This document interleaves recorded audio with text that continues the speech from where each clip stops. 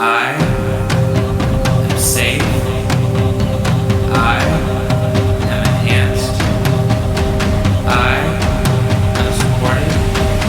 All is well. Hello, hello, and happy day. Welcome to another episode of Try on Thriving. During this episode, we are going to chat about a Thrive plan from the pool of Thrive plans that I have from scaling entrepreneurs and CEOs. I really would like to share with you all how you can get your own Thrive plan and you can have one that you can use and activate for your well-being. So let me tell you what a Thrive plan is. A Thrive plan is a quick self-awareness reflection with an operating system. Okay, so I am a therapeutic COO. So of course I put in an operating system because why? There's a lot of assessments out here. There's a lot of there's Myers-Briggs, there's Enneagram, there's color code, there's so many assessments out here. But you have to decide what you're going to do with it, with the information, right? Well, I am here to let you know with this Thrive plan, you're going to become self-aware about how it feels and looks like in your life regarding your conflicts. And then after that, what shows up for you, and you become cognizant of, oh, okay, I having a headache right now. Oh, I'm triggered. Oh, okay, I'm overthinking. Oh, I'm triggered. So then you'll go ahead and do something about it immediately. Immediately. Let me say that again. Immediately. Instead of allowing yourself to be having the headache or overthinking or going into ultimately the end goal, the end place that you're going to go to is a full-on trauma response. And you don't want to do that. So this particular operating system is personalized and it is strategic. Of course, I'm talking about strategy. There is a strategy to your thriving. Yes, there is. Oh, I need to write that down. There is a strategy to your thriving, and can you can allow yourself to operate. That means you're going to have to break up those past behaviors, those past ways and patterns that you've done, right? And make a decision about how you want your life to look like. How can you keep yourself soothed, content, feeling at peace, and joyful? How can you do that? Well, a Thrive plan is here for you. You can go to bit.ly/try on thriving. And the thing is, a lot of people are there's for example, the statistic for entrepreneurs with mental health concerns is 76%. And the statistic for mental health concerns with CEOs is 55%. Wow, these are high numbers. And I know sometimes, especially with entrepreneurs, they don't have the luxury to go see a therapist. By the way, I am a therapist.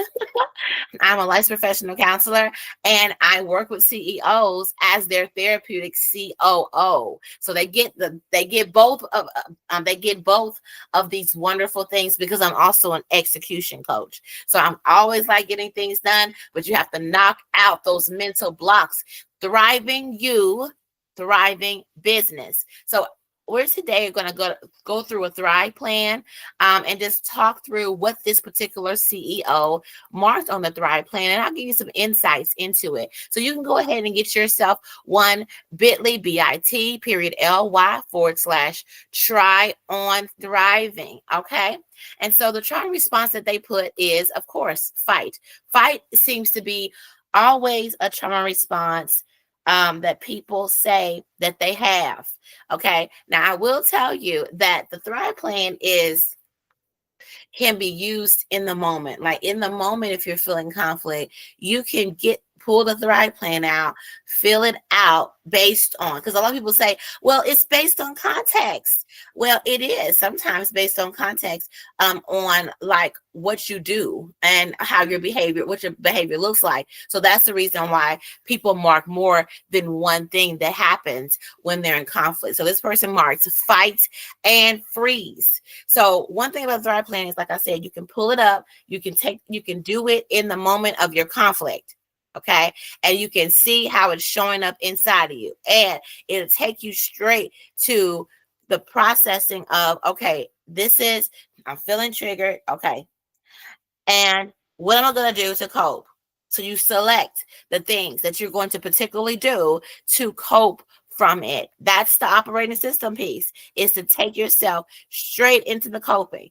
No, listen, do not pass go. Okay. Okay. Straight there, straight to it, straight to your coping. That's what you need to do. That's called caring for yourself. Truly. If anybody want to say what is wellness, what is caring for yourself, that means going to the thing that feels good, period. Take care of yourself.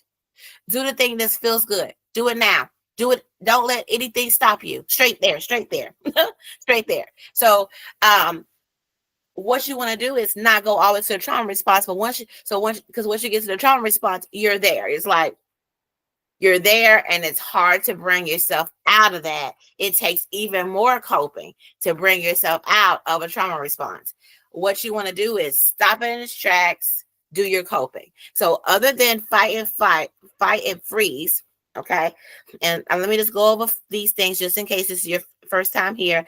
If it's your first time to Try on Thriving, welcome, welcome, welcome.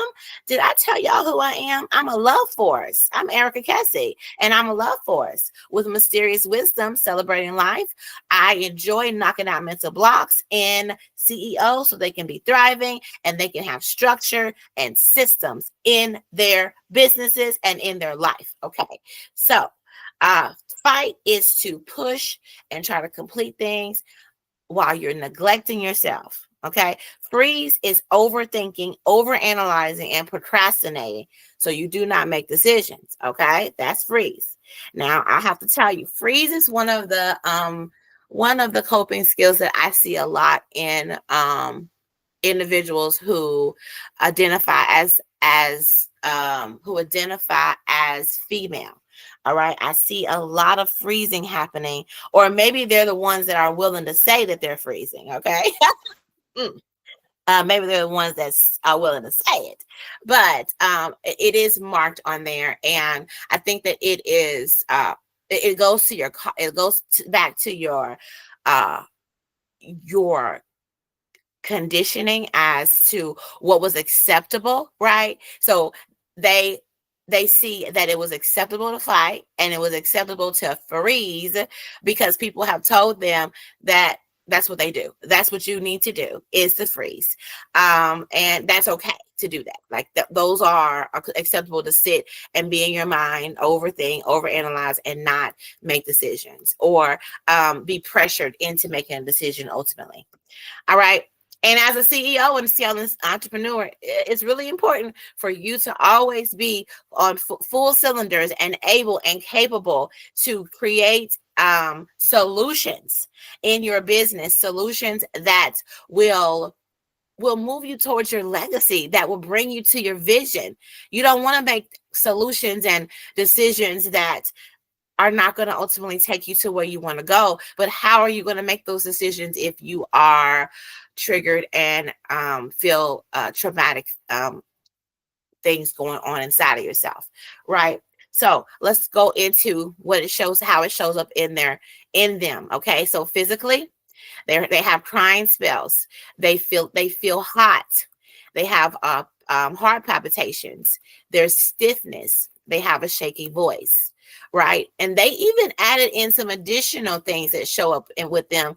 And I actually want to say this is the first Thrive plan that has been so thoroughly completed, with that sharing and being vulnerable with where they are, and it could be that they're willing to be vulnerable, but it also could be that they have done some work so they understand these things. So when someone first does a Thrive plan and their self-awareness is as intact as not as intact, or they haven't thought it through at all, or haven't sat with it, then they'll just do a couple things, right? For people who are doing work, right? And they're working on some stuff, right? They're doing their self-work, they're working with a therapist or whatever, or they're working with doing shadow work, or they're just working on being a better person.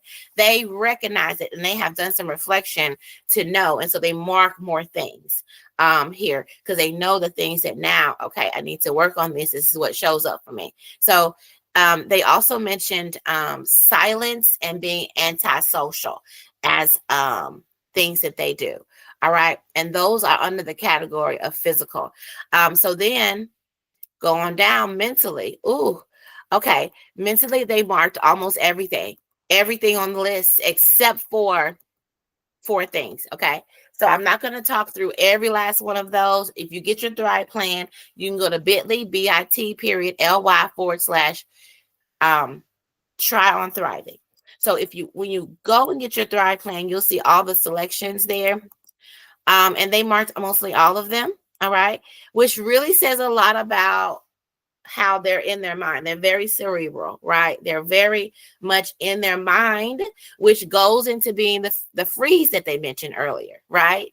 They mentioned earlier that they naturally go into freeze. So the triggers that they are feeling in themselves are mental ones. And what did I say? If you've been tuned in, I've been saying that when you have a lot going on in your head, the thing is to allow yourself to have relief. Get relief by, okay, actually, I just was talking to a client yesterday, and they have a lot of mental. They're very cerebral. They do a lot of thinking, and you being a thinker is not. It's not a bad at all. It's a wonderful thing. There's a lot of people who are not thinking a lot. So for you to be a thinker, that's a strength. But your strength, if you are overusing that strength, and this kind of goes back into positive intelligence. When you're overusing your strength, it becomes something that sabotages you. Yes, it sabotages you.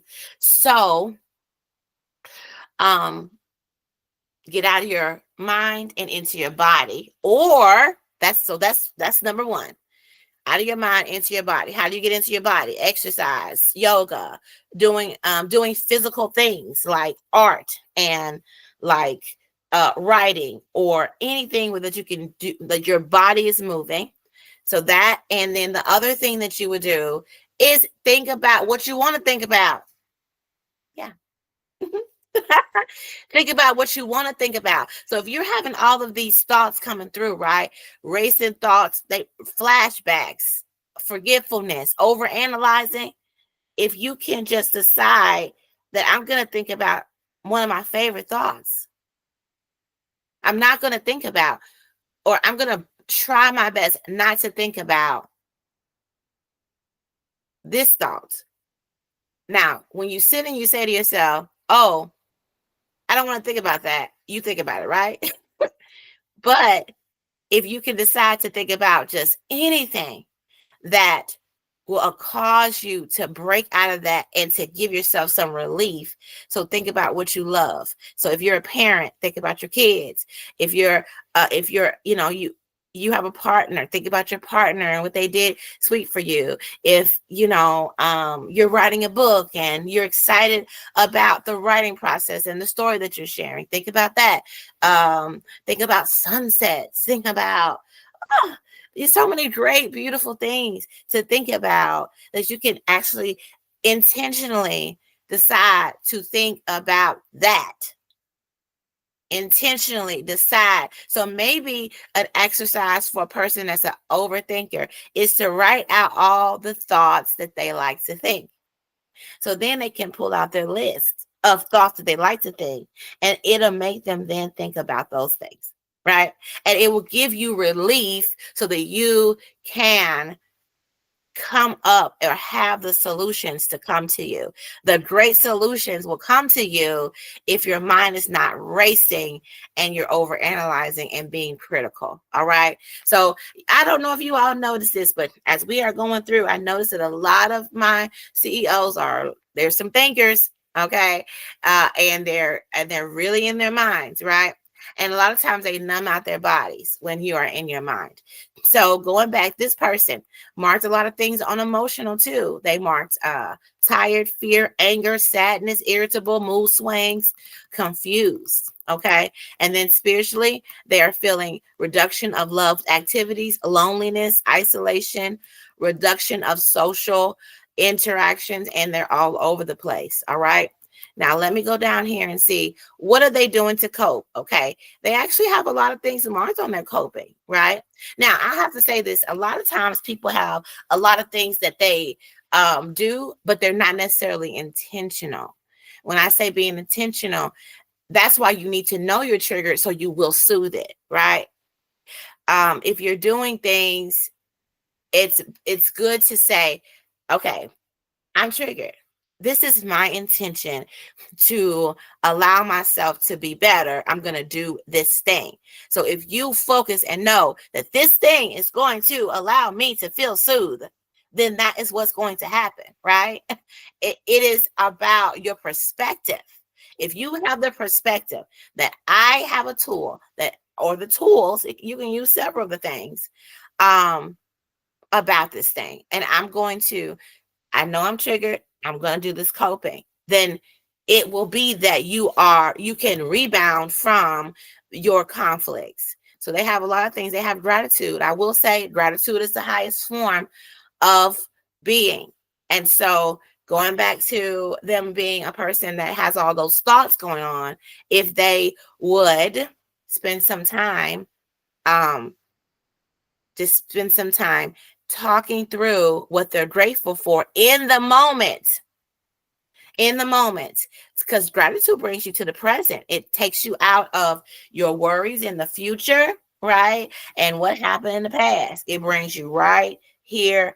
I am grateful. Like I'm looking at myself right now, record this. And you all, I'm grateful for my red blazer. My lovely curly hair. Like just take a moment to be grateful for what is right there in front of you. Right there in front of you. Start small. It could be that you are just grateful for your toes, or you're grateful for your soft bed, or you're grateful for the temperature in the room, right? You're grateful that you have life, that you have a home, right? That you have people who care for you. Just be grateful for things, and that can bring you out of a conflict and out of going into your trauma response. All right. Lastly, so they put a lot of things down for their coping. And then lastly, going down here, social support system. The only person they put down on their social support system was their spouse. And so just going back, what is a social support system person? They are a person that are your biggest fans. They offer you unconditional love. What is that? Unconditional love is when they accept your strengths and weaknesses, right? And they challenge you to be a better version of yourself. Now, I did put that accepts your strengths and weaknesses, but you have to accept your strengths and weaknesses too, right? And allow your social support system to serve you to serve your weaknesses. Yes, let your social support system serve your weaknesses. And when like everything that's going on with this particular person, I wonder if their spouse knows all that is happening for them. You know, a lot of times we don't have these hearty conversations about what truly is happening in the experience of us, right? What is it like to be you? Right? This right here helps you to see this is what it's like to be me. I have a conflict and I have all these things popping off at the same time, cloud running in on me, and I got to cope. So that person is responsible to kind of be that person that says, hey, you said this is the way you want to cope. Because when you're in the middle of that, sometimes you cannot think clearly. You cannot think clearly and soothe yourself. So it's important to have someone that will bring you back to your coping, and that they will do them with you, like they proactively do them with you, and they hold you accountable to healthy life bringing behaviors. Now, I will say a lot of people use their spouse, and I think that going back, it's important for us to be covered. We need people, right? If it's you, right, and you got your spouse, then you're not covered. You're not covered. So it's important. It is so important to have other people, as many people as you need. But I think the best amount would be four. Four all stars, okay? Four people who I'm talking about, they're really supporting you. I'm talking about supporting. And what does that mean? They are checking in on you. You have a consistent meeting and time with them, with you, and they talk about your well-being, right? They hold space for you, and they are not taking over the conversation. They understand what it's like to be you. And then they always are very interested in knowing what it's like to be you, even as you evolve, right? And as you change, they're right there. They're right there, very interested, like absolutely interested in you, and wanting to take ownership of your well-being with you, right? This is a job, okay? And it shouldn't be that you only got one person that's working a job, okay? You're a whole job. Yes, you are. Especially a CEO, you are running a whole business, right? That business needs support, and you need support. Every business looks like its CEO. Yes, it does. If you're anxious, if you have overthinking and all these things going on, your business looks like that. You're going to need people around who can support you and your business in a very authentic way. All right. So thank you all so much for tuning into this particular Try on Thriving. We will be back again to process through these Thrive plans, and I hope you were able to go get yours. bit.ly, bit.ly/try on thriving. Go get your Thrive plan. It's for you. It is your personalized and strategic plan so that you can always stay in a zone of contentment and being serene and having clear, calculated thoughts in order to make the right decisions, and you do no harm to those that you're influencing. All right, you all. If you ever want to talk with me, please comment, like, subscribe. We'd love to interact with you. We'd love to learn more about you. If you're a CEO and you say, you know what, I think I do need a therapeutic COO. Here I am. We'll be happy to work with you, learn about you, and also set a strategy for your full well-being, including the well-being of your business. I do also want to tell you all that as a CEO, you should be doing strategic planning, every quarterly, and so I have a quarterly webinar that you can tap into. I'll put the link in the comments. So I have them quarterly. So at the end of every quarter, so I have one in March, then I have one, every quarter. So you can tap into that and get yourself and come on and do it. It's a free webinar that you can come and do it. I also will be doing live strategic planning, as like an organization can say that they will like me to do it with them, and I will do it in real time for everybody that is in the webinar so they can see how to do it themselves. Yes. And also, if you are wanting a COO, I would say it's imperative to your business, and you can do quarterly consultations instead of having them be a retainer. Those are options. Also, if maybe my personality or I'm not a good fit for you, but you still want a COO, let me know. I don't have any bad feelings about it, honey. We got to be the best fit for each other. But I do know some other COOs that would love the opportunity to work with some amazing CEOs that are very much interested in their well-being. All right, bye-bye for now, and have a thriving rest of your day.